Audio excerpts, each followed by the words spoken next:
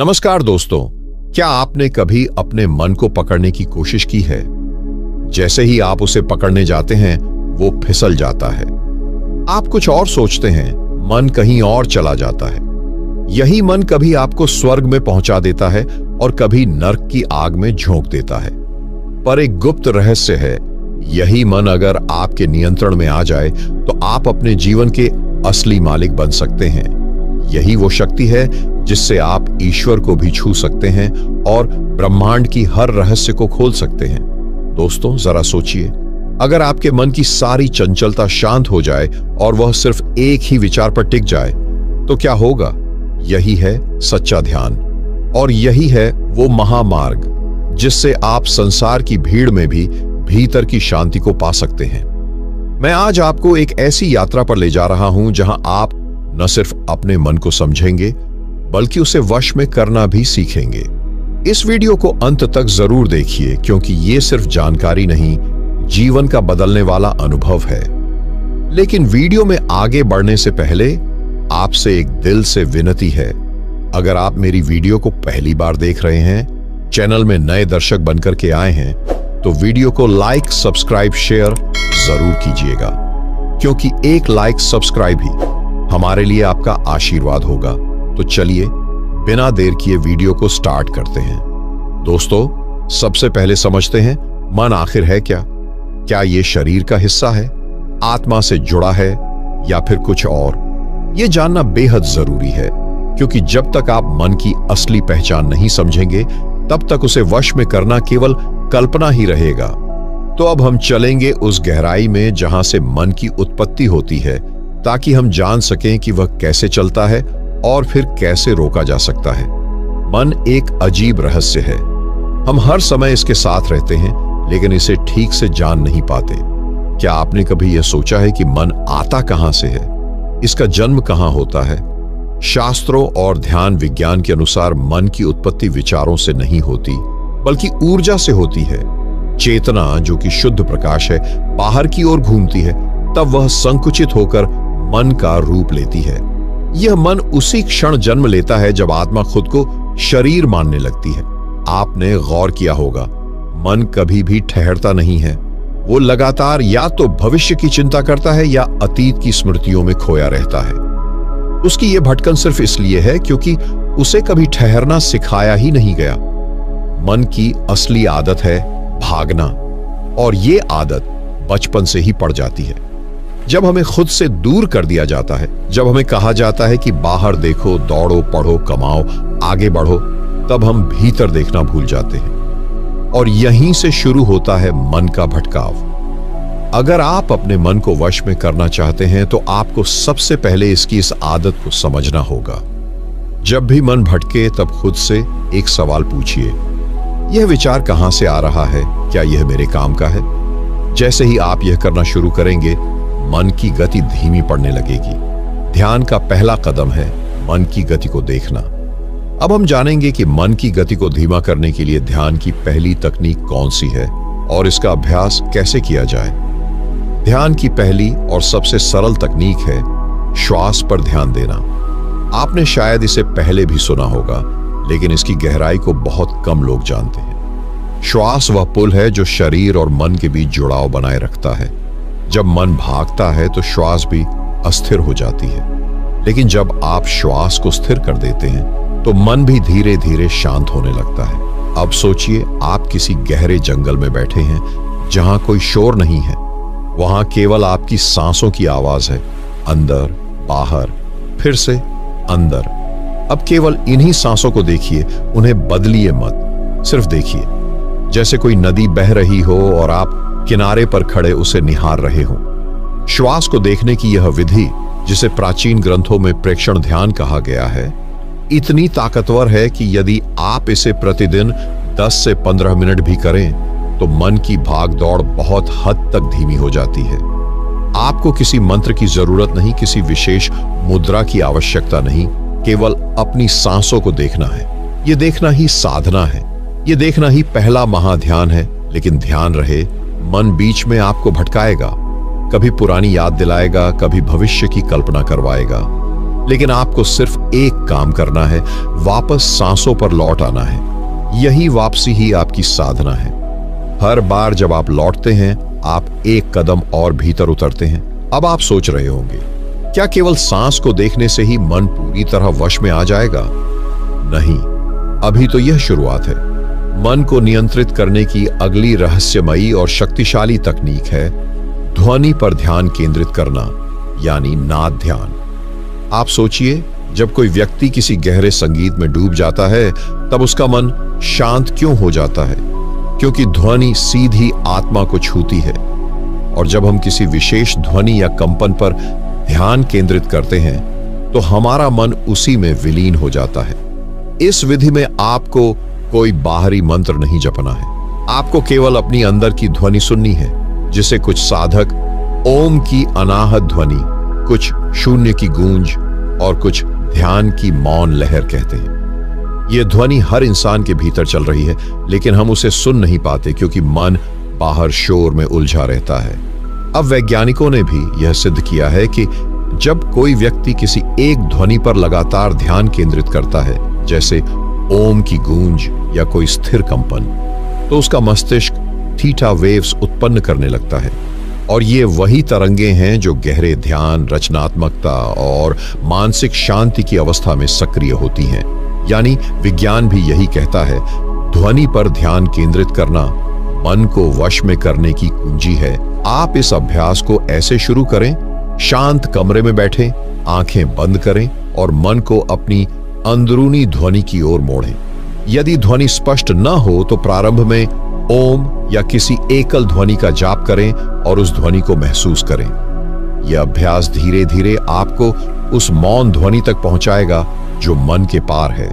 लेकिन प्रश्न यह है, जब मन ध्यान में भी ध्वनि में उलझ जाए तो उससे भी पार कैसे जाया जाए?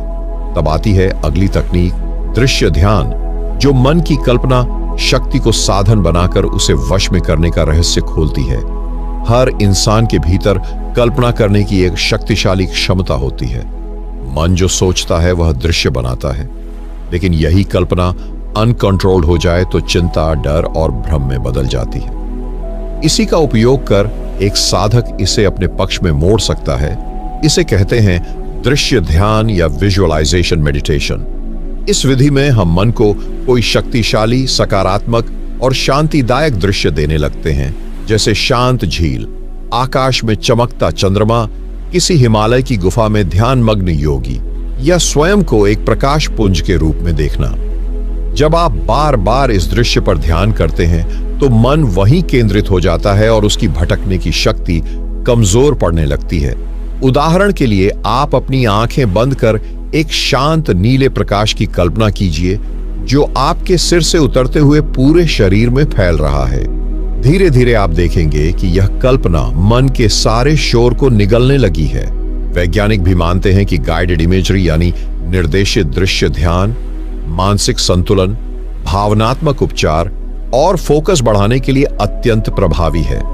इस विधि में सबसे बड़ा लाभ यह है कि आप मन की उसी ऊर्जा को जो इधर उधर भाग रही थी, अब एक दिशा में केंद्रित करने लगते हैं। और जैसे ही ध्यान की शक्ति बढ़ती है, कल्पना वास्तविकता में बदलने लगती है। मन अब आपकी कमान में आने लगता है, न कि आपकी कल्पनाएं आपको चलाने लगती है। लेकिन यहां एक प्रश्न उठता है, जब ध्यान इतना गहरा हो जाए कि न ध्वनि की आवश्यकता रहे न दृश्य की, तब साधक क्या करे? तब वह उस बिंदु पर पहुंचता है जहां मौन ही सबसे शक्तिशाली साधन बन जाता है।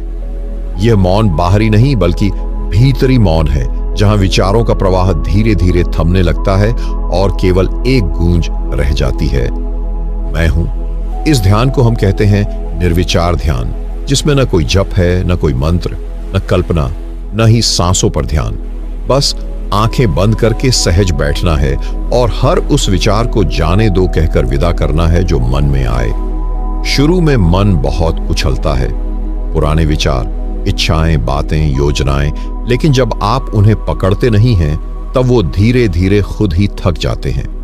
आप सिर्फ एक साक्षी की तरह बैठते हैं, न रोकते हैं न टोकते हैं, और यही स्थिति धीरे धीरे मन को शांत करने लगती है। यह ध्यान देखने में सरल लगता है, लेकिन इसमें गहराई अत्यंत रहस्यमयी है।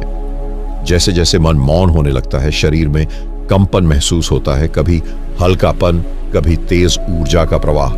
यह इस बात का संकेत है कि आप अब प्राकृतिक चेतना की ओर बढ़ रहे हैं, जहां मन का नियंत्रण धीरे धीरे आपके हाथों में आने लगता है। लेकिन यह मौन तभी फलित होता है जब आप पूर्ण समर्पण के साथ बैठते हैं। आप कुछ चाहते नहीं, बस मौन को अपनाते हैं। यही मौन अंततः आपको उस अवस्था में ले जाता है जहां मैं और मेरा दोनों मिटने लगते हैं और केवल अस्तित्व बचता है। अब अगला सवाल उठता है, जब मौन में बैठना शुरू हो जाए तो मन को और अधिक गहराई में कैसे ले जाए? क्या कोई और आंतरिक रहस्य है जो साधना को पूर्ण बना दे? जब साधक मौन में स्थिर होने लगता है तो एक समय ऐसा आता है जब उसे भीतर से एक अत्यंत सूक्ष्म कंपन अनुभव होता है। यह कोई सामान्य ध्वनि नहीं होती, यह होती है अनाहत ध्वनि। वह ध्वनि जो बिना दो वस्तुओं के टकराए उत्पन्न होती है। यह ध्वनि कोई एक नहीं होती। यह घंटी की तरह, कभी बांसुरी की तरह तो कभी ओमकार की तरह भीतर गूंजती है। पर इसे सुनने के लिए हमें और भी सूक्ष्म हो जाना होता है। इसका मार्ग है भीतर के कानों को जागृत करना। इस साधना में आंखें बंद करके अपने चित्त को भौहों के मध्य केंद्र पर ले जाना होता है। यह जगह है आज्ञा चक्र। यहीं से भीतर की ध्वनि सुनाई देने लगती है। लेकिन शर्त एक ही है, पूर्ण मौन, संपूर्ण स्थिरता और भीतर उतरने की तीव्र आकांक्षा। जैसे जैसे ध्यान गहरा होता है, यह ध्वनि साफ होती जाती है और मन इस ध्वनि में विलीन होने लगता है। यही वह अवस्था होती है जहां मन अपने स्रोत की ओर लौटने लगता है। यह ध्वनि आपको खींचती है ऊपर की ओर, चेतना के ऊंचे स्तरों की ओर। यहां साधक पहली बार अनुभव करता है कि वह केवल शरीर या विचार नहीं है, वह एक चलती हुई शक्ति है जो ध्वनि के माध्यम से अपने दिव्य स्रोत से जुड़ रही है। इस अनुभव के बाद साधक का ध्यान मात्र एक अभ्यास नहीं रह जाता, यह बन जाता है ईश्वर से संपर्क का सीधा माध्यम। अब प्रश्न यह है कि इस अनाहत ध्वनि को कैसे स्थिर किया जाए, क्योंकि जब कोई साधक ध्यान करने बैठता है तो सबसे पहले जो समस्या आती है, मन का इधर उधर दौड़ना। कभी भूतकाल की यादें आती हैं, कभी भविष्य की चिंता, और यह सिलसिला थमता ही नहीं। साधक जितना ध्यान में उतरना चाहता है, उतना ही मन उसे भटका देता है। यही वह जगह है जहां हमें चाहिए साक्षी भाव की महाशक्ति। साक्षी भाव का अर्थ होता है देखना, लेकिन बिना प्रतिक्रिया के। जब कोई विचार आता है तो बस उसे आते हुए देखिए, जाते हुए देखिए, लेकिन उस विचार के साथ बहिए मत। जैसे कोई ट्रेन प्लेटफॉर्म से गुजर रही हो, आप खड़े हो और सिर्फ देख रहे हो, न चढ़े न भागे। इस अभ्यास से मन को पहली बार यह एहसास होता है कि उसे हर विचार के पीछे भागने की जरूरत नहीं है, और यहीं से शुरू होती है मन की ऊर्जा का संरक्षण। शुरुआत में यह आसान नहीं होता, लेकिन हर बार जब आप विचारों को पकड़ने की बजाय केवल देखने का अभ्यास करते हैं, आपके भीतर एक अलग सी शक्ति जन्म लेती है। यह शक्ति होती है विवेक की आग, जो धीरे धीरे मन को पिघलाने लगती है। और जब मन शांत होने लगता है, तब साधक को पहली बार अपने भीतर की सूक्ष्म अनुभूतियों का अनुभव होता है। एक शांति, एक मौन जो शब्दों से परे होता है, और यही मौन वह आधार बनता है जहां से ध्यान की अगली अवस्था शुरू होती है, शरीर की सीमाओं से परे जाना। जब साधक का मन शांत होता है और वह साक्षी भाव में स्थिर हो जाता है, तब ध्यान एक नए आयाम में प्रवेश करता है। अब आप केवल शरीर नहीं होते। आंखें बंद होने के बाद भी एक देखने वाला बना रहता है, जो आंखों से नहीं देखता, लेकिन सब कुछ अनुभव करता है। यही अनुभव आपको सूक्ष्म शरीर की ओर ले जाता है। सूक्ष्म शरीर वह आभासी शरीर है जो आपके स्थूल शरीर से अलग है, लेकिन उसी में व्याप्त है। जब आप गहरे ध्यान में होते हैं तो एक क्षण आता है जब आपको लगता है, मैं अपने शरीर में नहीं हूं। यह अनुभव डरावना नहीं, बल्कि अत्यंत शांतिदायक होता है। आपको लगेगा जैसे शरीर तो जमीन पर बैठा है, लेकिन आप ऊपर से अपने आप को देख रहे हैं।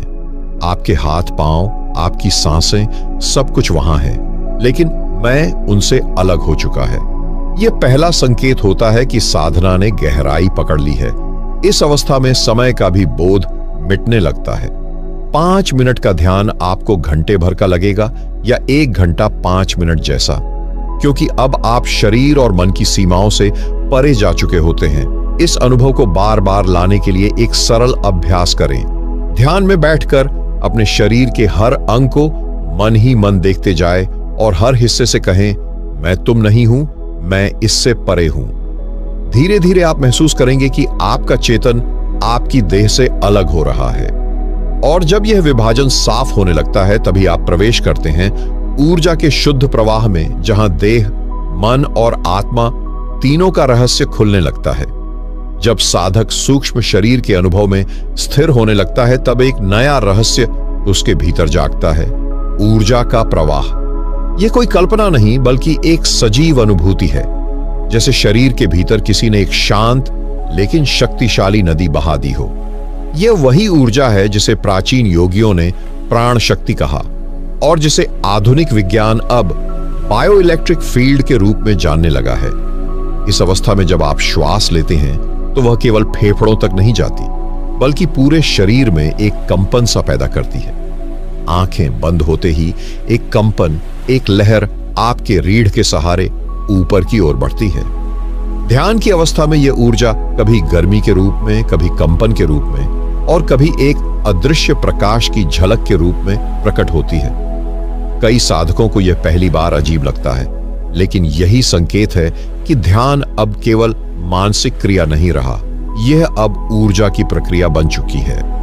इस अवस्था में बैठकर आप यदि केवल अपनी रीढ़ की हड्डी के आधार पर ध्यान केंद्रित करें तो एक ऊर्जा की धारा को ऊपर उठते अनुभव कर सकते हैं। यह ऊर्जा आपको अपने मूल केंद्र, मूलाधार से सहस्त्रार तक लेकर जाती है, लेकिन इसके लिए जरूरी है पूर्ण समर्पण और सजगता।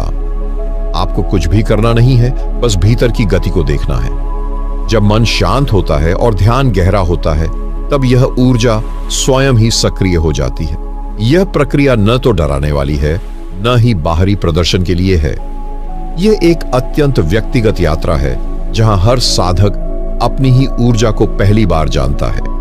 जब साधक ऊर्जा के प्रवाह को महसूस करने लगता है तब ध्यान की यात्रा एक निर्णायक मोड़ पर पहुंचती है, कुंडलिनी का जागरण। यह कोई साधारण अनुभव नहीं, यह चेतना की सीढ़ियों पर एक शक्तिशाली छलांग है। कुंडलिनी वह सुप्त ऊर्जा है जो हमारी रीढ़ की हड्डी के आधार में सर्पाकार लिपटी हुई होती है। सदियों से योगियों ने इसका अनुभव किया है, लेकिन इसे जगाना किसी विद्या या अभ्यास से नहीं होता। यह तभी जागती है जब साधक भीतर से पूरी तरह शुद्ध, सजग और समर्पित हो जाता है।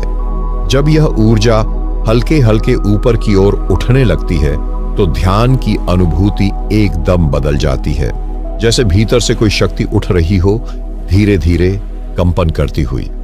पहले यह मूलाधार से स्वाधिष्ठान तक पहुंचती है, फिर मणिपुर, अनाहत, विशुद्ध, आज्ञा और अंत में सहस्त्रार तक। हर चक्र से गुजरते समय साधक को अलग अलग अनुभूतियां होती हैं, कभी तीव्र गर्मी, कभी गूंजती हुई ध्वनि, कभी रोशनी की झलक, तो कभी गहरी भावनात्मक लहरें। यह प्रक्रिया एकदम व्यक्तिगत होती है। कोई दो लोग इसे एक जैसे अनुभव नहीं करते। किसी को यह धीरे धीरे महसूस होती है तो किसी को एकाएक। लेकिन एक बात स्पष्ट है, जब कुंडलिनी जागती है तो साधक भीतर से पूरी तरह बदलने लगता है। ध्यान अब केवल शांति पाने का माध्यम नहीं रहता, बल्कि आत्मज्ञान की यात्रा बन जाता है। यह वो क्षण होता है जब साधक समझने लगता है कि वह केवल शरीर या मन नहीं है, वह ऊर्जा है, चेतना है, अस्तित्व का ही एक जीवित केंद्र है। जब कुंडलिनी सक्रिय होकर ऊर्ध्वगामी हो जाती है और साधक उसके प्रवाह में स्थिर हो जाता है तो एक क्षण आता है जहां ध्यान के लिए कोई प्रयास करना नहीं पड़ता। साधक बैठता है और ध्यान अपने आप घटने लगता है। यह कोई साधना नहीं, यह सहज अनुभव होता है, जैसे कोई भीतर से आपको खींच रहा हो, जैसे कोई अदृश्य शक्ति आपको अपने भीतर समेट रही हो। यह अवस्था वह होती है जहां आप ध्यान नहीं करते, ध्यान आप पर घटता है। आंखें बंद करते ही जैसे भीतर एक गहराई खुलने लगती है। पहले वह शून्य जैसी लगती है, खाली, गूंगी, बिना किसी सोच या विचार के। लेकिन धीरे धीरे वह शून्य भी बोलने लगता है। उस शून्यता में आपको अपनी असली उपस्थिति का अनुभव होने लगता है। मैं हूं, यह अनुभूति अब विचार नहीं रहती, एक जीवित सच बन जाती है। सहज समाधि में समय का बोध मिटने लगता है। साधक घंटों बैठा रह सकता है, लेकिन उसे लगेगा जैसे कुछ ही पल बीते हों। शरीर का बोझ हल्का लगने लगता है, सांसें बहुत धीमी हो जाती हैं और भीतर एक गहराई की ओर गिरने जैसा अनुभव होता है। पर यह गिरना नहीं, उठना होता है, चेतना में, ऊर्जा में, अस्तित्व की ऊंचाइयों में।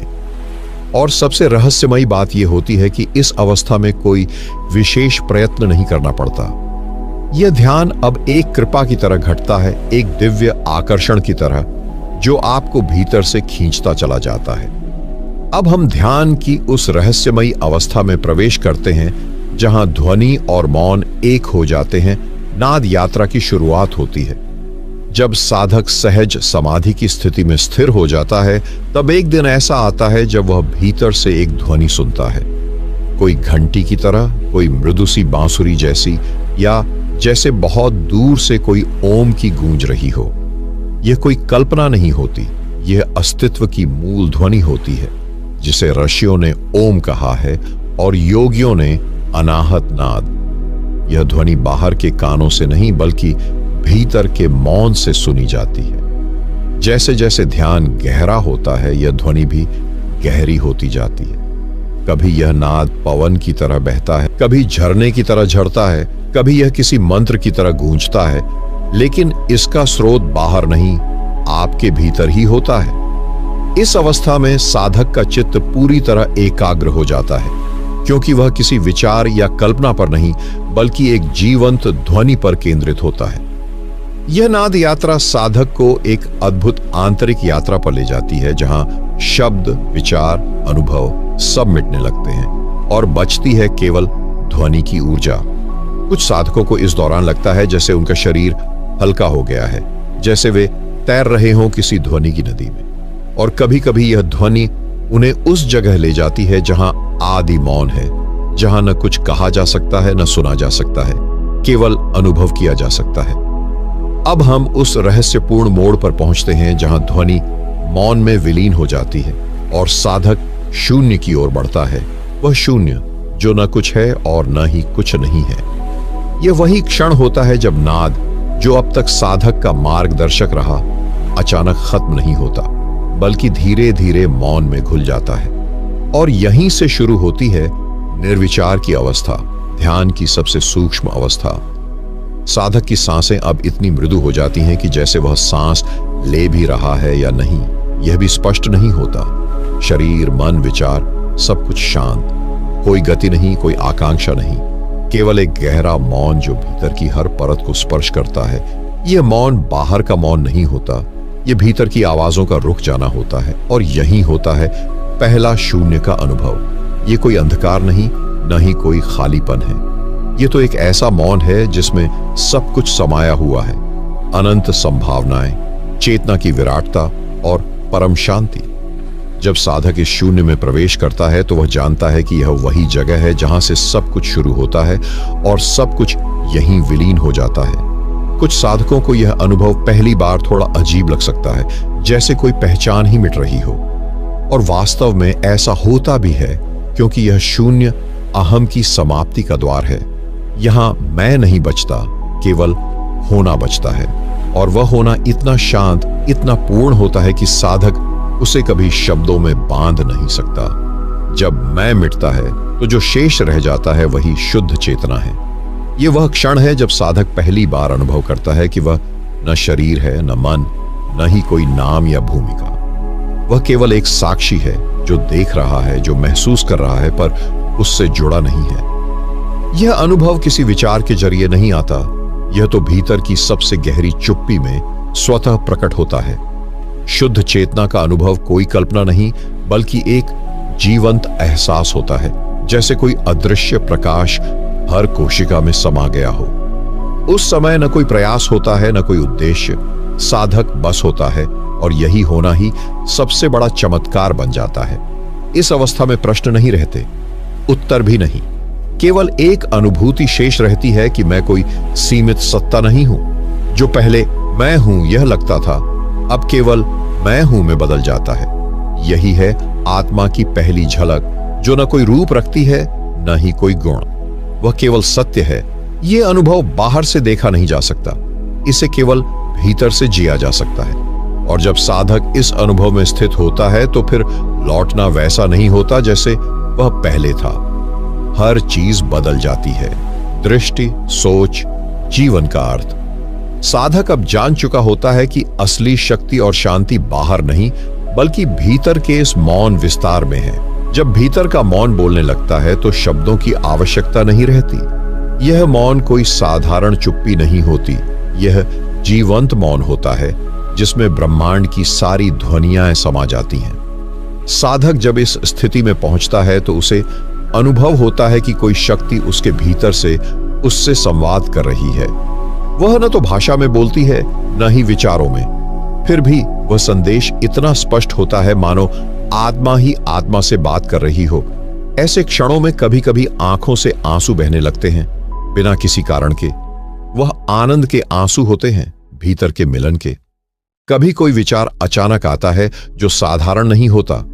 वह एक ऐसा मार्गदर्शन होता है जिसे कोई भी बाहरी व्यक्ति नहीं दे सकता। यही वे दिव्य संदेश होते हैं जिनका उल्लेख आर्षियों ने अपने ग्रंथों में किया है। यह अवस्था हर किसी के लिए अलग होती है। कोई इसे प्रकाश के रूप में देखता है, कोई कंपन के रूप में अनुभव करता है और कोई भीतर एक मीठी आवाज के रूप में सुनता है। लेकिन सब में एक बात समान होती है, यह अनुभव बिल्कुल सच्चा और निहायत व्यक्तिगत होता है। अब ध्यान केवल एक अभ्यास नहीं रह जाता, वह एक संपर्क बन जाता है आत्मा और ब्रह्मांड के बीच।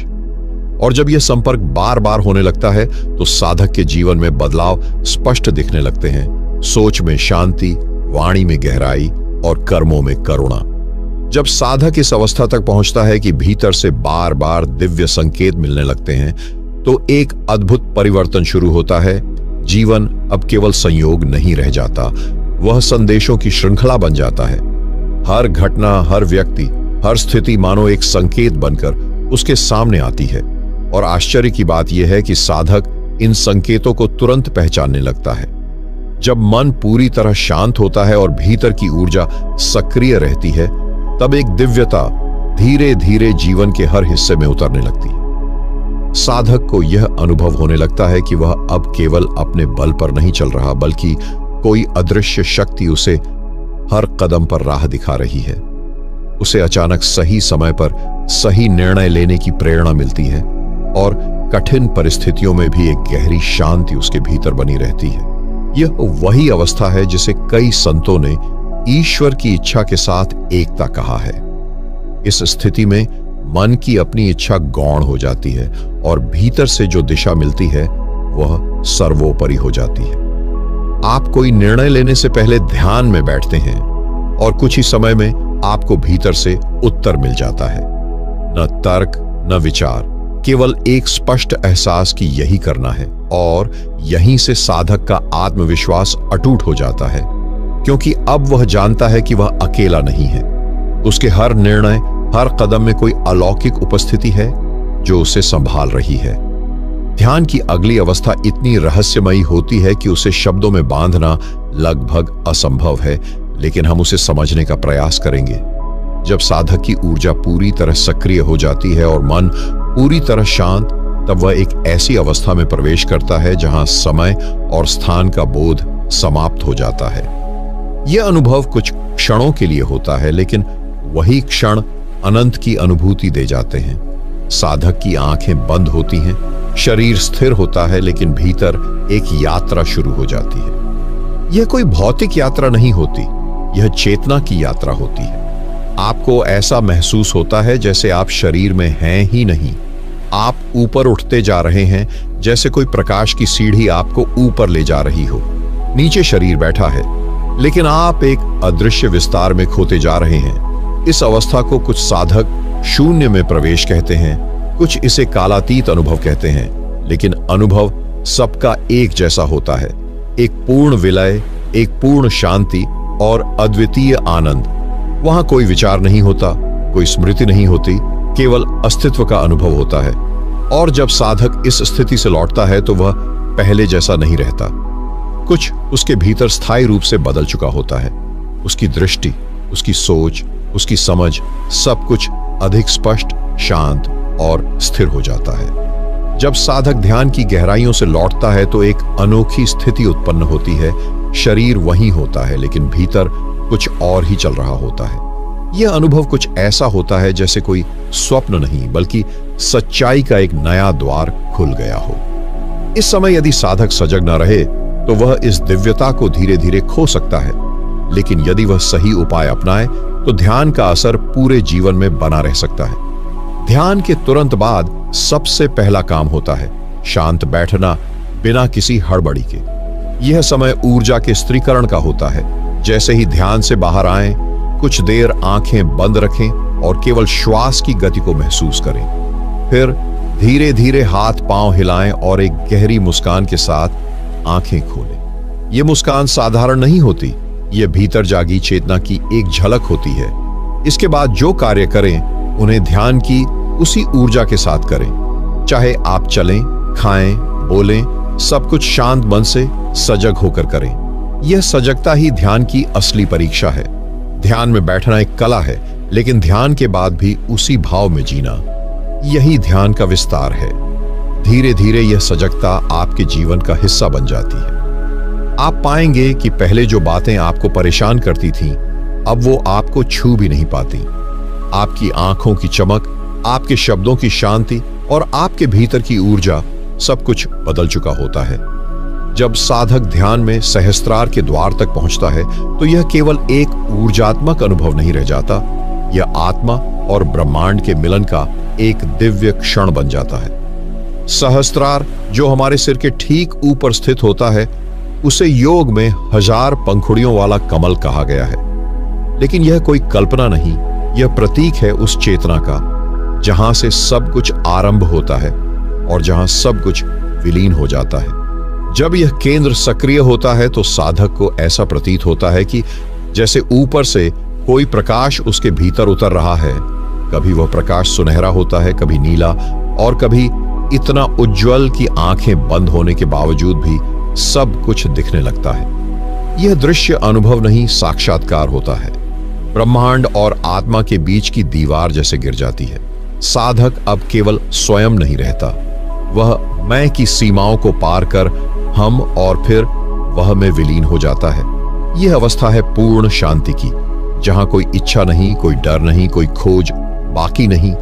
यहां केवल एक गहन मौन होता है, इतना गहरा कि उसमें ब्रह्मांड की धड़कनें भी सुनाई देती हैं। यहां साधक को यह बोध होता है कि वह कभी अकेला नहीं था, कभी खोया नहीं था।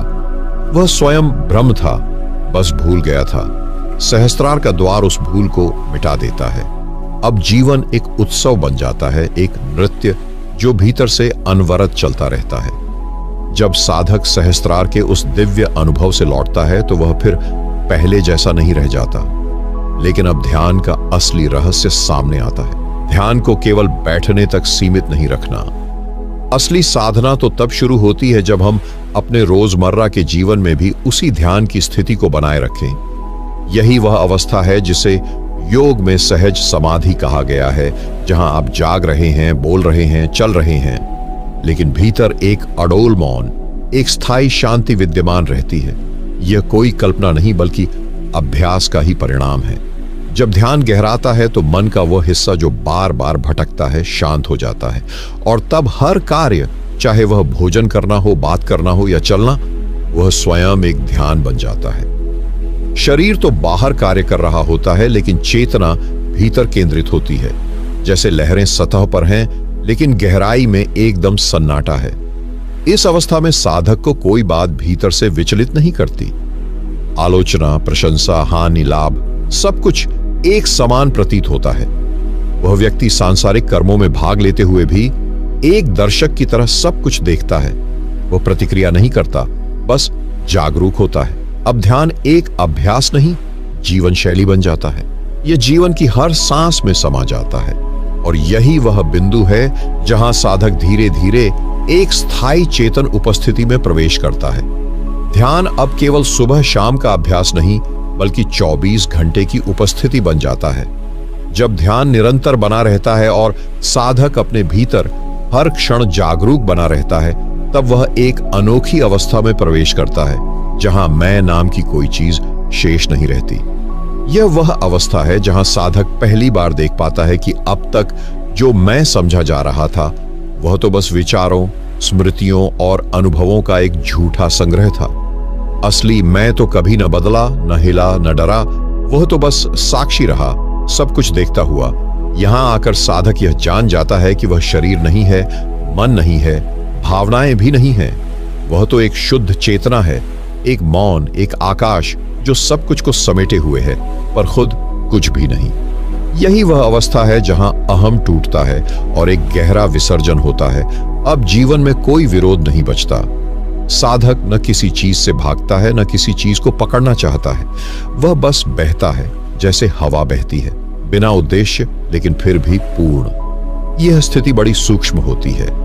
इसे शब्दों में बांधना लगभग असंभव है, क्योंकि यहां कोई अनुभव करता नहीं बचता।